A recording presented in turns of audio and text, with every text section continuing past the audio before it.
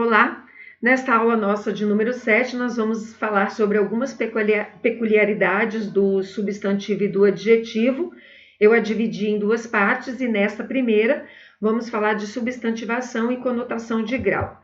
Lembrando que o nosso estudo é sobre morfologia e vamos nos ater nesta parte sobre o substantivo, falando da, primeiramente, substantivação. Para isso, vamos relembrar algumas coisas que já vimos anteriormente. Na aula de número 1, nós falamos sobre o substantivo, que é uma categoria de palavra que tem como função nomear tudo aquilo que está à nossa volta, tudo aquilo que existe no universo. O substantivo ele vem acompanhado de determinantes, que podem ser adjetivos, artigos, numerais e pronomes, mas nós vamos dar uma atenção especial ao artigo, mas sabendo que pode ser qualquer um deles, né? Bom, os substantivos, muitos deles podem vir acompanhados de um artigo, agora, obrigatoriamente, todo artigo vem numa oração para se referir a um substantivo. Porém, existem algumas situações em que o artigo não necessariamente se refere a um substantivo, mas a uma palavra qualquer, né? A qualquer palavra. O que acontece quando este artigo acompanha uma palavra que não é um substantivo? Ele transforma essa palavra num substantivo, ocorrendo o que nós chamamos de substantivação. Então, resumindo, o que é substantivar algo, uma palavra? O que é a substantivação? É o processo de uma palavra que pertence a uma categoria qualquer se transformar em um substantivo. Vamos ver isso na prática.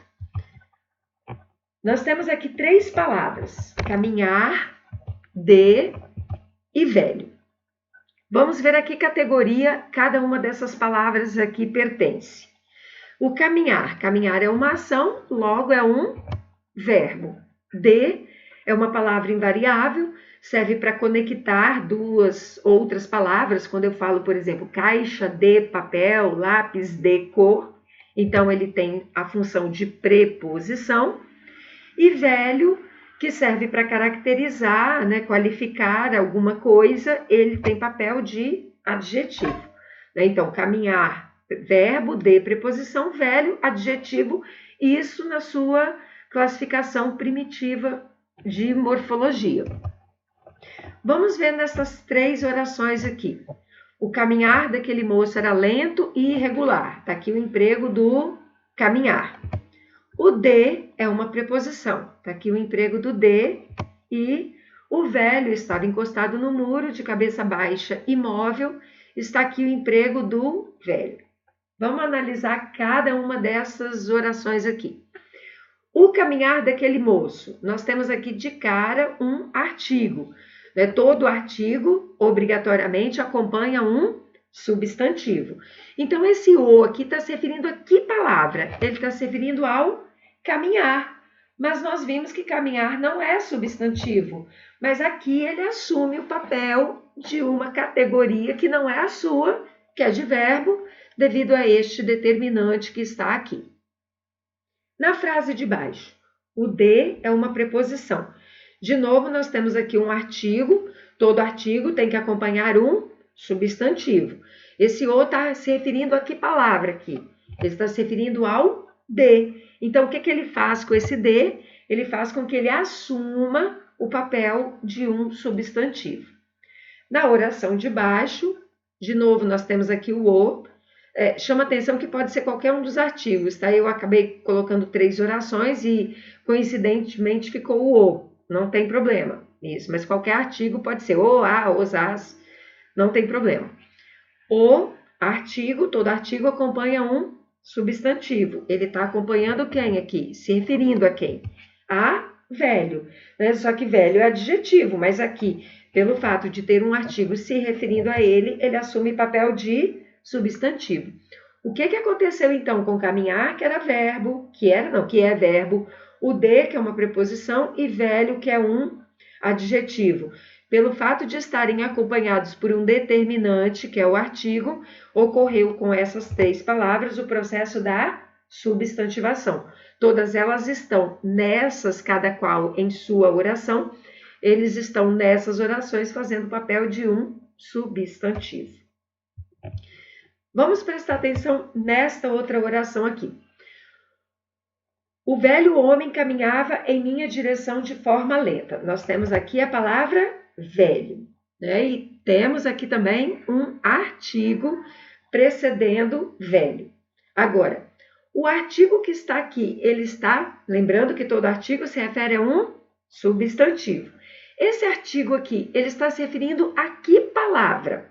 Ó, ele está antecedendo o velho, mas ele não está se referindo a velho, ele está se referindo a homem.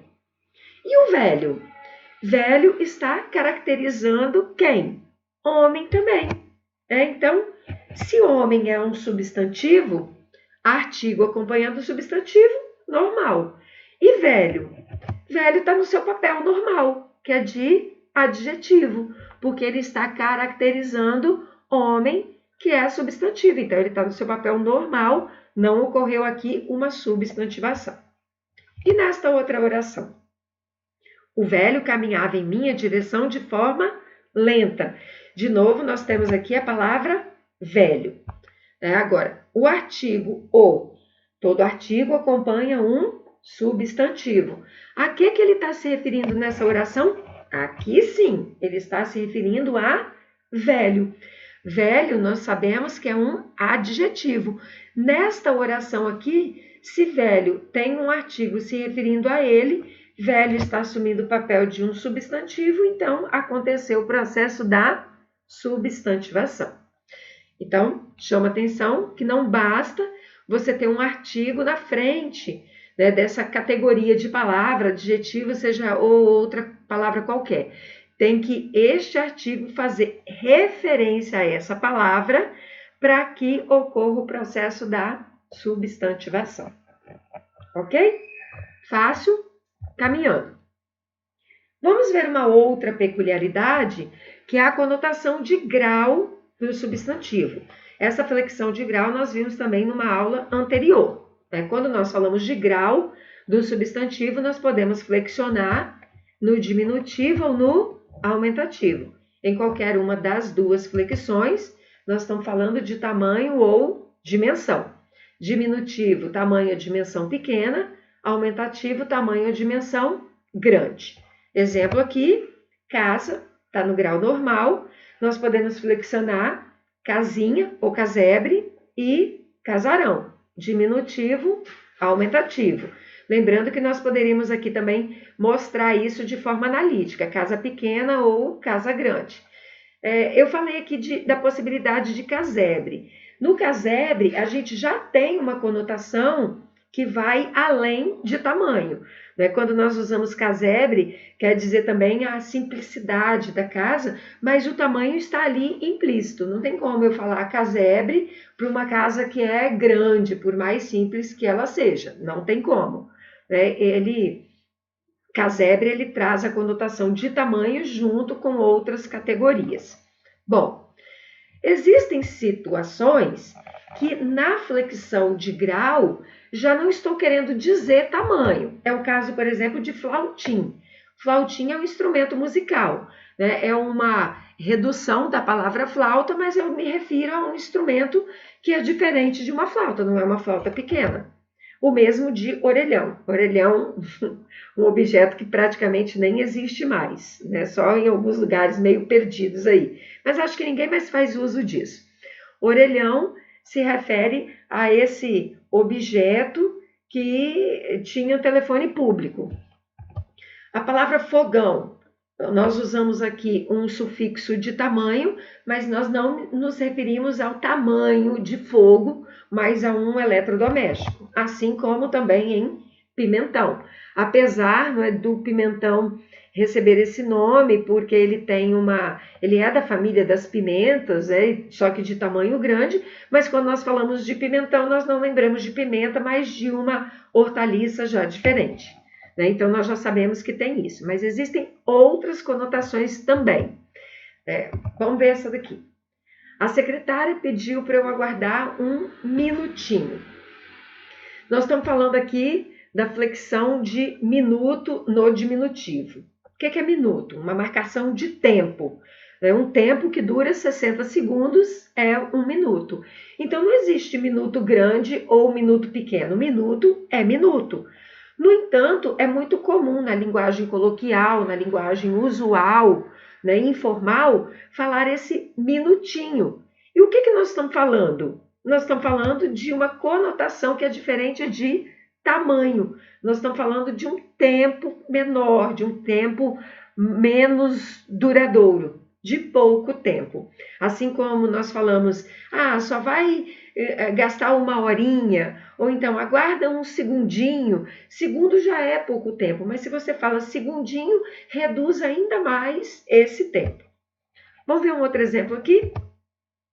Você pode me dar uma ajudinha? De novo, nós temos aqui uma flexão de grau numa linguagem, né, num termo que normalmente nós usamos numa linguagem também informal. Vale ressaltar que boa parte dessas flexões com conotações distintas, elas estão na linguagem coloquial, mas perfeitamente aceitas para a nossa comunicação diária. Ajuda é uma ação, né? É um substantivo abstrato que indica ação. Não tem uma ação grande ou uma ação pequena. O que você tem é uma ação de menos intensidade, de mais intensidade, de maior durabilidade ou de menor durabilidade. Quando eu falo você pode me dar uma ajudinha, o que eu estou querendo? Eu estou querendo dizer que eu quero uma ajuda rápida, né? Uma ajuda de duração menor ou então de pouca ajuda naquilo que eu estou fazendo, que não é de tamanho da ajuda. Então, nós temos flexões de grau, né, tanto no diminutivo quanto no aumentativo, que podem passar conotações que não são a de tamanho, vai depender do contexto em que essas palavras estão empregadas. Ok? Ficamos por aqui.